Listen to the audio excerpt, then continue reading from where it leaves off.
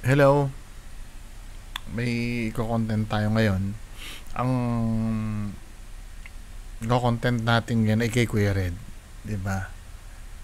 Ito ay ah yung video na I'm so sorry, masama yung pakiramdam ko eh. Galing kasi ako sa ospital. Mamatay na yata ako. Wala na mambabash sa mga ghost hunters, 'di ba? Pero isingit nga natin itong video na to. Ang title ng video, isang disgrasya, may 8 kaluluwa pala. So, ito yung video, no. Tingnan nga natin kung, kasi napapansin ko, may nag-PM sa akin. Sino ba nag-PM sa akin? Si Sir Leaf. Sabi ni Sir Leaf, tamang ano lang daw, daan-daan lang si Kuya Red nagko-content ngayon, iwas barangay. Yun ang sabi.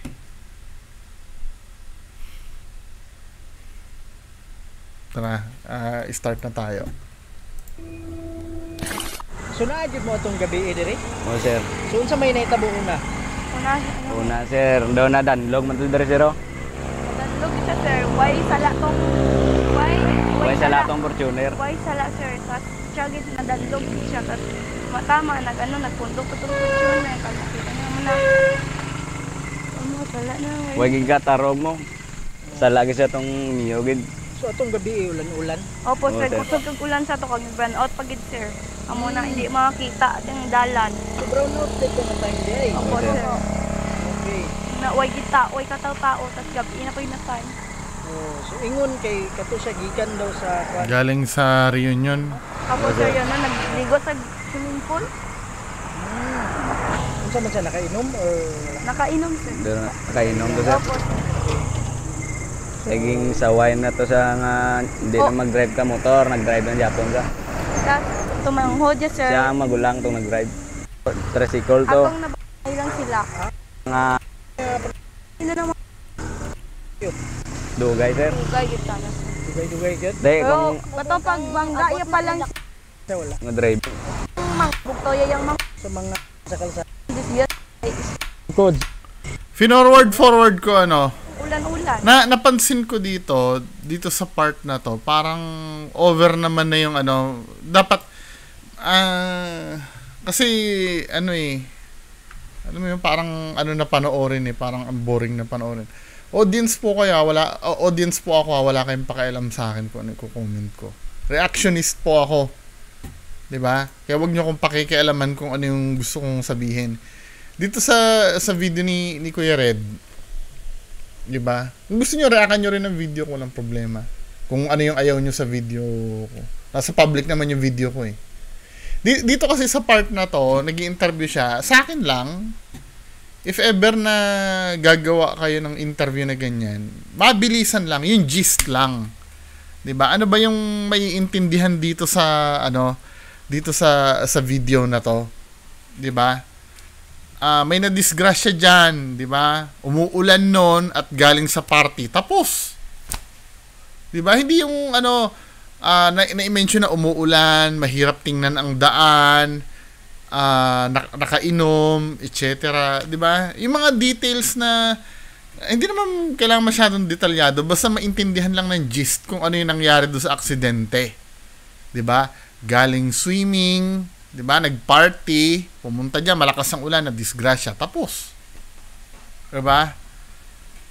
Anyway, trip naman ni Kuya Red yan. Sinasabi ko lang kasi ang haba-haba eh. Ilang beses ko nang pinipindot yung kada isang press ko kasi mga kababayan ko, kada isang press 5 seconds yon. So nakailang so meaning almost 1 minute or 2 minutes yung interview na going in circles lang, no? Hindi itong criticism ko na to, hindi ko rin naman master yan eh. Kaya lang as an audience kasi, 'di ba? Actually, baka pasalamatan pa ako ni Kuya Red pag sinasabi ko to eh. May help na ma-improve yung video. Kayo din kung anong gusto nyo. 'Di ba? Nasa sa inyo din naman kung ano sasabihin nyo sa akin. Nasa sa akin na rin na yun kung susundin ko yung sasabihin nyo.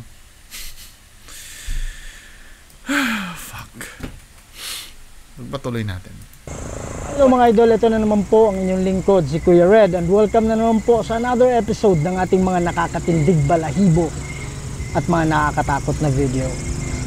So mga idol, gaya nga ng nakita nyo sa intro, dito kamakailan lang na disgrasya ang isang inosenteng babae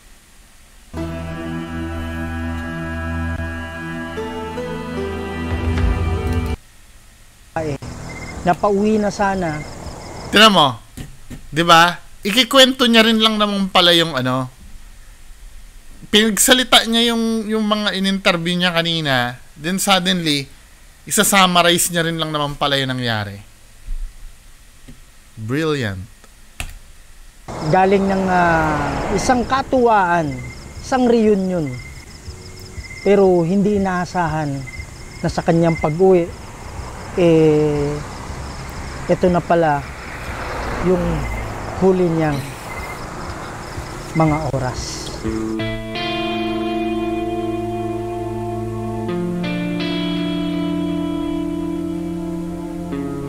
Doon na dito sa kabaan na yan, kung mapapansin ninyo, papuntang ano yan, papuntang Marbel or Coronadal.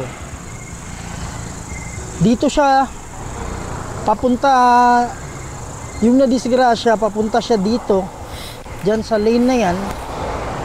Yan. Kaya lang, ang sabi ng investigasyon ay nag-overtake siya. Nung nag-overtake siya, nag-change lane siya, hindi niya napansin na meron palang parating dito. Kaya wag ka nga mag-overtake pagpakurba eh. Isang sasakyang puti. Di ba? Dito, bigla. Mas klaro, no? Mas klaro pagka ano yung kinuwento ni Kuya Red. Kaya nga dapat highlights na lang yung ano eh, yung pinakita niya dun sa mga batang nagsasalita eh. May explain naman pala ni Kuya Red ng maayos. Silang nagsalubong. So gaya ng nakita kasi yung ano, yung pag-interview kasi dun sa mga ano, sa mga bata kanina. Ano lang yun eh, for show purpose lang yun. Para masabi na legitimate yung ano, yung iniimbestigahan mo diyan. 'Di ba? Not necessarily na sila yung magkukwento. Ikaw pa rin na magbubuod niyan eh. Kaya lang syempre 'di ba pinaghintay tayo ng ano. Mareklamo ba ako mga men? Hindi, sinasabi ko lang para just in case sa future perfect na yung paggawa ng video ni Kuya Red. Larawan, gaya nakita nyo sa picture, dito mismo yung ano, kotse. Yan, so malalaman natin dahil sa signboard na yan. Yan, so dito. So siya galing doon. So dito siya sumalpok. Kaya 'di ba yung 'di ba pagka solid line bawal mag-overtake? 'Di ba? Yan. Banda nilagyan natin ng kandila. Yan. So ang gagawin natin ngayong gabi is medyo merong kakaiba yung ano natin, yung video natin. So kumbaga tayo ay to the rescue dito. Kasi sabi nga ng eksperto, yung mga kaluluwa daw, karamihan sa mga earthbound spirits, yung mga nandito. To the rescue? Anong re-rescuehin mo dyan, men? Diba, unang-una, may ano ba? Ito ha, wait lang. May accounts ba na may nagpapakita dyan? Baka meron ano, pero rampant ba? Yung accounts dyan na may nagpapakita na white lady para maki-intervene ka? Pinatawag ka ba ng pamahalaan or kung sino man ang residente dyan na di ba men, hindi ko nagigets eh, parang anyway, trip naman ni Kuya Red yan eh. Sinasabi ko lang kasi ang lumalabas kasi parang obligado si Kuya Red na pumunta talaga doon. 'Di ba? Pero trip niya naman yan eh, 'di ba? Sinasabi ko lang kasi parang the way he talk kasi parang ang dating eh, dito. Ako Kuya Red to the rescue para sa mga kaluluwang ligaw. 'Di ba? Which is pagkadating naman diyan pihado naman, may maitutulong ba siya? Tingnan nga natin. Malay mo naman may maitulong siya dito. pa rin. Instead, nandun na sa paraiso, andito pa rin yung mga kaluluwa nila gumagala dito sa mundo. Ulit ang explanation mo. Yung mga kaluluwa daw, karamihan sa mga earthbound spirits, Oh. yung mga Nakalagay dito, earthbound spirits are ghosts that still have some connection to the living world. Anong sasabihin ni Kuya Red? nandito pa rin. Instead, nandun na sa paraiso, andito pa rin yung mga kaluluwa nila gumagala dito sa mundo. Sabi ng mga expert, karamihan daw sa mga earthbound spirit ay yung mga spirit na biglaan yung pagkamatay. Kagaya ng ganito, disgrasya. Karamihan kasi ng mga kaluluwa na nandito pa rin sa mundo, Oh. baga parang nakukulong dahil hindi pa nila tanggap yung pagkamatay nila. The day na nakita nila, the moment nung nabangga sila mismo, nakita nila yung puting ilaw. Saan niya napulot yun? Hindi, mas maganda sana. Ako, hindi ko alam kung totoo ba, may basis ba si Kuya Red sa mga sinasabi niya. Pero, I'm curious, saan niya nakuha yung mga sinasabi niya? 'Di ba? Mas maganda sana kung mabibigyan mo kami ng kasi minsan dangerous yan eh. Parang nagtiteach ka ng isang bagay na wala namang basis. 'Di ba? Kasi ang purpose, kaya ka influencer, kaya ka vlogger, ang unang purpose doon to educate people. Tapos magsasalita ka ng ganyan, hindi namin alam kung saan ang galing. Sana mabigyan mo kami. Sino bang expert ang nagsabi noon? 'Di ba? Sinong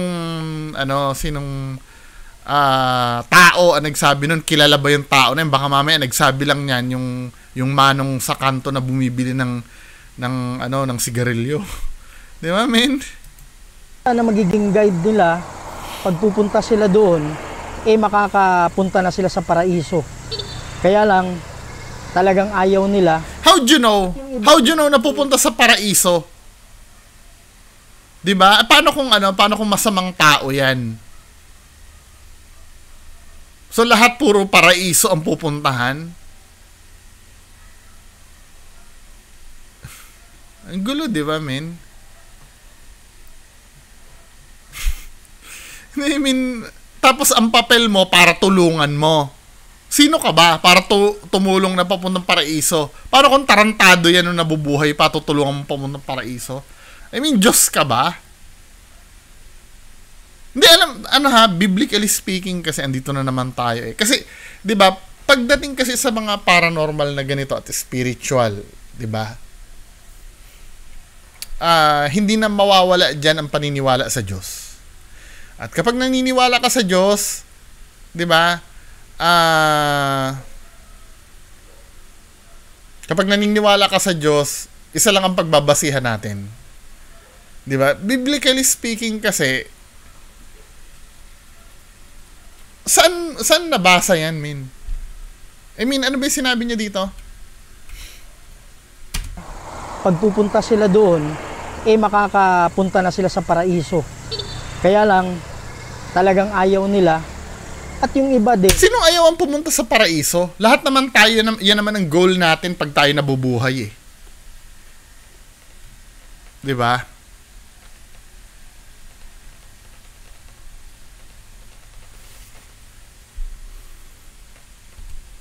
Sa sobrang bigat ng dala-dala nila, hindi nila nakikita yung puting ilaw.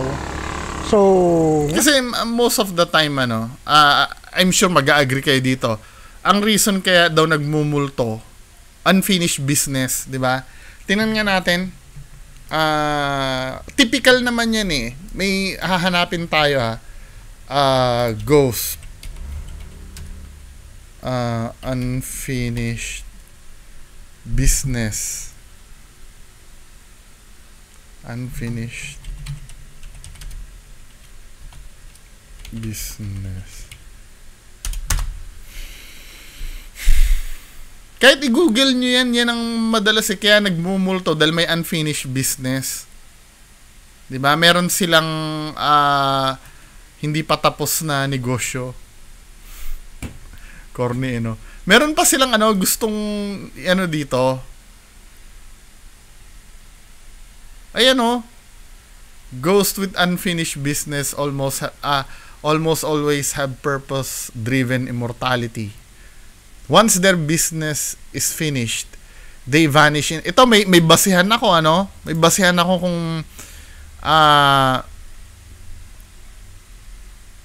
ako kung bakit nagmumulto. Kahit saan mo tingnan dyan, kahit dito sa Quora, di ba? May nagtatanong dyan. Kaya nagmumulto kasi may unfinished business pa sila. Di ba? Itong sinabi ni Kuya Red, saan niya napulot to?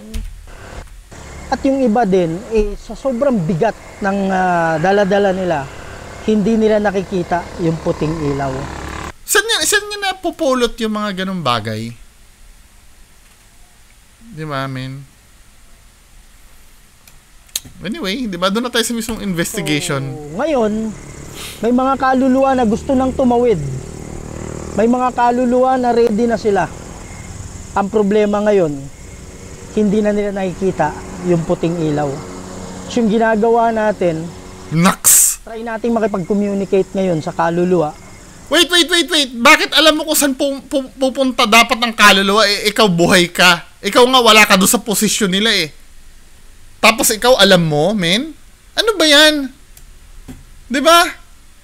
Or kung sino mang mga kaluluwa na nadisgrasya dito, para nang sa ganun, magawa nating matulungan sila through prayer para magkaroon sila ng guidance at makikita nila ulit yung puting ilaw.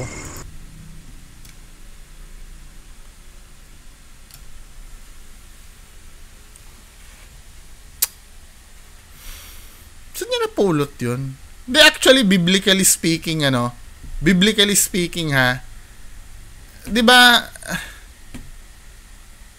yung mga nakikita mo na yung mga devil yan eh. Di ba? Kasi tayo, basta tinatamad na ako, masakit ang ulo ko, tinatamad na ako mag-pull down ng Bible verse. Pero yung pag namatay ka, ayon sa Bible, may holding area ka eh. Parang nasa kamay ka yata ng Diyos o something. 'Di ba? May holding area ka. Hindi ka na magpapagala-gala dito. 'Di ba? Parang namatay ka dito muna kayo sa holding area na to. Hindi purgatorio 'yun Kasi wala namang purgatory sa sa Bible eh. Then yung mga nakikita mo daw na mga halimbawa, nakikita mo yung tatay mong patay na, yung mga mga na lang daw yan, mga devil na lang yan. 'Di ba? Well, biblically speaking ganoon. Pero kung may paniniwala kayo iba, ang tanong ko lang naman, dapat may pinagbabasihan kayo eh. 'Di ba? Para sasabihin mo para makatawid na ganyan. I mean, paano mo ma-explain 'yon? Hindi, open naman ako kung paano mo ma-explain. Saan mo nakuha 'yon, yung information? Dapat may pagkukunan ka ng information nun para alam din namin. Hindi dahil sinabi mo lang. 'Di ba? Na para makita ang puting liwanag. Paano kung yan? Halimbawa, notorious na holdapper yan, nabubuhay pa. 'Di ba? Makasalanan na tao yan, ilan na napatay niyan. Tapos sasabihin mo para makatawid sa liwanag, min. Ano ba 'yun? 'Di ba? Hindi ko naiintindihan 'yun. Kaya mga idols, yun yung gagawin natin ngayon. Sa hindi pa nakasubscribe dyan, please subscribe to my channel, Kuya Red Goes Adventures. Huwag niyong kalimutan i-share, ikalat natin mga idol para mas marami pa tayong mapasaya. Tandaan nyo hindi ko naman basta-basta sinasabing sablay yung sinasabi ni Kuya Red. Ang sa akin lang naman, mas maganda sana kung i-identify niya kung saan niya napulot yung mga pinagsasabi niya. 'Di ba? Kasi para sa akin kasi itong paglakad-lakad ni Kuya Red yan, kahipokritohan to eh. Kasi kunyari tutulong ka pero layunin mo lang talaga diyan, mag-shoot ka ng YouTube diyan at may upload ka dun sa sa channel mo. Hindi dahil may matutulungan kang kaluluwa, 'di ba? Isang patunay diyan yung paulit-ulit yung pinupuntahan yung Black Lady House. Wala naman kayong doon eh. Wala naman kayong gustong matulungan doon eh. 'Di ba? Dahil kung gusto niyo matulungan 'yon, unang punta niyo pa lang doon, na-solve niyo na 'yon. Paano mo matutulungan yung asan ka? 'Di ba? May sinasabi sa GhostTube. Hello. Anong ibig mong sabihin sa hello? Di ba, men? Wala namang tulong na nagagawa eh. Kung gusto mong tulungan, sabi mo, nakakatulong. Ito ha, gagamitin ko yung lohika ng sinasabi ni Kuya Red. Para daw matulungan yung mga kaluluwa na nandiyadyaan, di ba? Kailangan kausapin at ipagdasal. Bakit hindi mo i-shortcut yung video mo? Di ba? Kausapin mo na lang yung kaluluwa dyan, then magdasal ka, di tapos na. Kaya mong gawin ng 5 minutes yun eh. Bakit kailangan mag-shoot ka pa ng 40-minute video? Nagigets niyo ba ibig ko sabihin? Kung ganun lang naman pala ang gagawin, papagdasal mo lang naman pala. Actually, kahit hindi mo na nga kausapin eh. Kung ang sikreto para makapagpatawid ka ng kaluluwa, ipagdasal mo lang. Di pagdasal mo na, tapos. Ano pa tong ginagawa mo na to? Hindi na sa Pilipinas, pati na rin sa ibang bansa. Huwag na natin patagalin to. Tara na.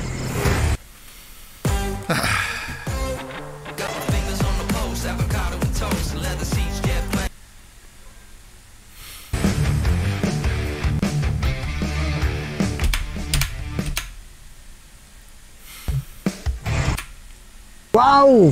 Ang lakas!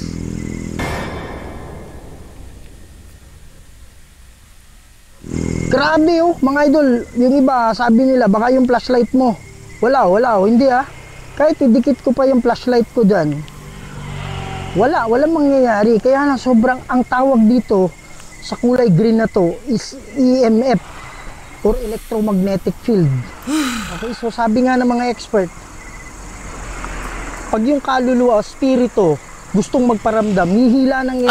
Alam ko, maiintindihan ko ito. Halimbawa, kung ang investigation ni Kuya Red, ang purpose ng investigation ni Kuya Red ay para malaman kung nag-i-exist ang multo. Diba? Pwede yun. Kasi patutunayan mo na may multo dito, kaya kailangan gumamit tayo ng scientific equipment, ganyan. Pero ang purpose mo ay makatulong sa kaluluwa, didiretsuhin mo ng ipagdasal yan. Or magdala ka ng pastor dyan or ng pari dyan na bindisyonan yan. Diba? Hindi yung wow! Fuck, man. Fuck! Diba? Dito pa nga lang sa ano na to, hindi kita sinisiraan, Kuya Red ha. Ginagamit ko yung explanation mo para baliin yung sarili mong logic. Na isabi mo na sa amin kung anong dapat gawin eh. Pero, wow!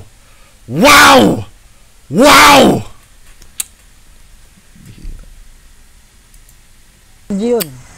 Sa camera natin, sa flashlight natin, minsan sa katawan natin, kaya nangihina tayo. Kailangan nila yung energy na yun para sila ay makakapagpaparamdam sa atin. So kanina kasi, kumbaga... Shut up! Diretso na tayo. Doon na sa mismong investigation na. Kung kayo ay nagdududa nito, pwede nyo i-download sa Play Store or App Store, GhostTube. Okay? Tapos i-testing nyo sa bahay ninyo. Meron kayong di ba, yung refrigerator, may magnet yan eh. So parang magnet lang na pag ilapit mo. Hindi, actually yung pag-explain mo ng GhostTube, walang problema dyan eh. Pwede mo kaming explainan yan eh. Kahit ako may doubt ako sa GhostTube, si Sir I Am Reverie, ginagamit din yan. Walang para sa atin lang.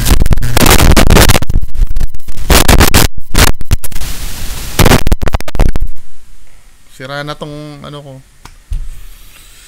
My God, hindi na ako lubuyan na stress. Diba? Actually, hello? Okay na ba yung boses ko? Yan, okay na. Yung paggamit ng GhostTube, 'di ba? Sa akin, wala namang problema diyan as long as na may explain mo yan, katulad ng ginagawa mo, na-explain mo naman, 'di ba? Gigive ko ang credit sa iyo, O nga naman, 'di ba? Kasi nakakaapekto 'yan, kahit ako tinesting ko din naman, nakakaapekto sa electromagnetic field, 'di ba? Sige, pagbibigyan natin. Ang tanong, ang problema kasi dito, na may make ka ng video, hindi naman yung equipment mo ang may problema eh. Kahit si Sir Donsky, gumagamit din ng totoong EMF, yung talagang EMF talaga, ano. May doubt man dyan, pwede mo kasing depensahan yung ghost tube na yan eh. 'Di ba? May mga kilala naman ako na ano na legit na ginagamit 'yan, sila Mysterio PH ba? Haunted PH, sorry, Mysterio PH. Ginagamit din 'yan eh. Pero ano, ang pinag-uusapan dito yung pamimeke kasi ng video. 'Di ba? Wala ka namang ebidensya paano na meke. Come on, 'di ba? So, dinami-dami ng video mo na hindi makatotohanan, men. Actually, hindi mo naman kailangan talaga ng evidence talaga eh. Let's cut this bullcrap nga. Huwag na natin pag-usapan. Actually, hindi mo naman na kailangan talagang ano eh. Wait, ano ba resolution muna dito? Dito sa video na to. Nakatulong ka ba dito? Tingnan natin bandang huli.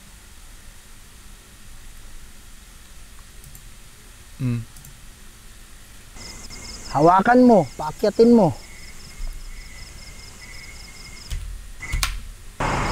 Ano yung gagawin mong bandang huli dito? Kulong, merong pumipigil sa kanila. Okay?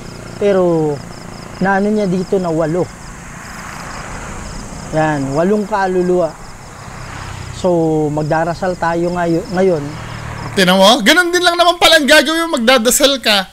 May mga drama-drama pa na 8 kaluluwa. 'Di ba, may pumipigil. At the end of the investigation, magdadasal ka rin lang naman pala. 'Di ba?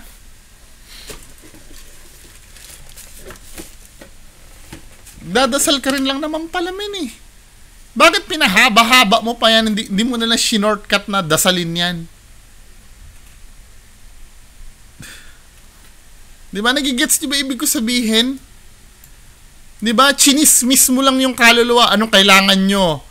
Ano yung granting pero not accepting. Sinagot ng kaluluwa, 8 kami dito, may pumipigil sa amin, etc. At kung ano-anong kachismisan pa yung nalaman natin na sinabi ng kaluluwa. 'Di ba? O kahit pa sabihin ng kaluluwa, namimiss ko yung kamag-anak ko, namimiss ko yung mga barkada ko, etc. At the end of the day, biglang magdadasal ka rin lang naman pala. 'Di ba? Yan yung gusto kong sinasabi, yung